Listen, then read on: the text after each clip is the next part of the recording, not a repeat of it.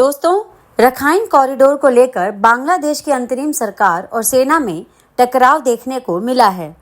अंतरिम सरकार के मुखिया मोहम्मद यूनुस बांग्लादेश के दक्षिणी पश्चिमी इलाके से लेकर म्यांमार के संघर्ष युक्त रखाइन प्रांत तक एक मानवीय गलियारा बनाए जाने के पक्ष में हैं, लेकिन उनका यह प्रस्ताव बांग्लादेश की सेना को पसंद नहीं आया है। इस प्रस्ताव का बांग्लादेश के सेना प्रमुख जनरल वकार उस जमा ने यह कहते हुए विरोध किया कि इससे बांग्लादेश की संप्रभुता पर संकट आ जाएगी। सेना प्रमुख ने इसे खूनी कॉरिडोर तक बताया है।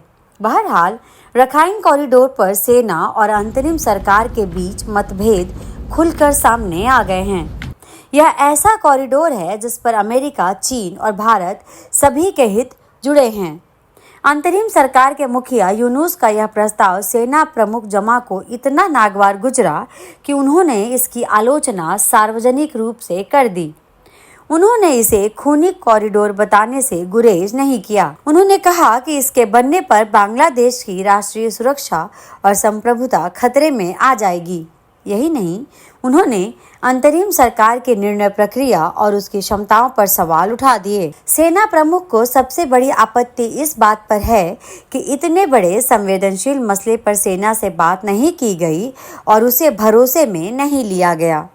सेना प्रमुख के इस विरोध के बाद यूनिस सरकार को लगा कि उसने इस कॉरिडोर का प्रस्ताव लाकर सेना से दुश्मनी मोल ले ली है। फिर आनन फानन में वह इससे पीछे हटी। रखाइन कॉरिडोर एक मानवीय गलियारे और रास्ते की बात कहता है। यह गलियारा बांग्लादेश के कॉक्स बाजार से शुरू होकर म्यांमार के रखाइन प्रांत तक जाएगा। म्यांमार का रखाइन प्रांत कई वर्षों से हिंसा और उपद्रव की चपेट में है। जुंटा और लोकतंत्र समर्थकों के बीच संघर्ष होता आया है। इस इलाके में रोहिंग्या मुस्लिमों की आबादी बड़ी संख्या में है। अंतर्राष्ट्रीय मानवाधिकार संगठन चाहते हैं कि इलाके में फंसे हुए लोगों को निकालने के लिए एक कॉरिडोर बनाया जाए ताकि वे सुरक्षित वहां से निकल सकें, क्योंकि हाल के दिनों में रखाइन प्रांत में नए सिरे से हिंसा देखने को मिली है। इस कॉरिडोर पर अंतर्राष्ट्रीय एजेंसियां निगरानी रखेंगी और लोगों तक राहत सामग्री पहुंचाते हुए घायल लोगों को वहां से निकालेंगी।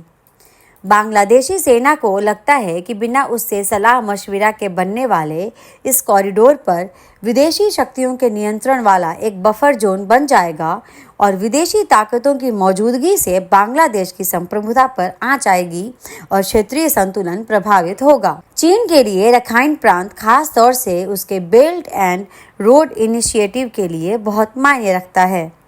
उसने यहाँ क्योकफ्यू बंदरगाह और ऑयल गैस पाइपलाइन पर अच्छा खासा निवेश किया है। चीन को लगता है कि यहाँ कॉरिडोर बनने से उसके दबदबे और प्रभाव इलाके में पश्चिमी ताकतों की घुसपैठ बढ़ेगी और इसके हित प्रभावित होंगे। इस कॉरिडोर को वह एक दखल के रूप में देखता है, इसलिए वह पैसा और हथियार देकर म्यांमार की सेना जुंटा को और मजबूत बना सकता है। इससे विद्रोहियों और जुंटा के बीच टकराव और तेज होगा। तो वहीं बंगाल की खाड़ी में चीन के बढ़ते प्रभाव और दबदबे को अमेरिका कम करना चाहता है। वह इस कॉरिडोर को अपने लिए एक मौके के रूप में देख रहा है। एक्सपर्ट का मानना है कि अमेरिका कॉरिडोर के जरिए लोगों तक मानवीय मदद पहुंच पाते हुए इलाके में अपनी मौजूदगी दर्ज करेगा। यही नहीं, वह म्यांमार में लोकतंत्र समर्थकों और उनके आंदोलन को मजबूत कर सकता है। अब चीन इसे अपने लिए एक चुनौती के रूप में देखता है। वह यहाँ पर अमेरिका या पश्चिमी देशों की मौजूदगी नहीं चाहता। इस इलाके में चीन और अमेरिका के बीच यदि वर्चस्व की जंग छिड़ती है तो इसकी आंच बांग्लादेश तक आएगी। ऐसे में उसे दो ताकतवर मुल्कों के बीच अपने हितों की सुरक्षा करना मुश्किल हो जाएगा। रखाइन कॉरिडोर को लेकर चल रही हलचलों पर भारत करीबी नजर बनाए हुए है। इस क्षेत्र में अस्थिरता और हिंसा के फैलने पर भारत भी इससे अछूता नहीं रहेगा।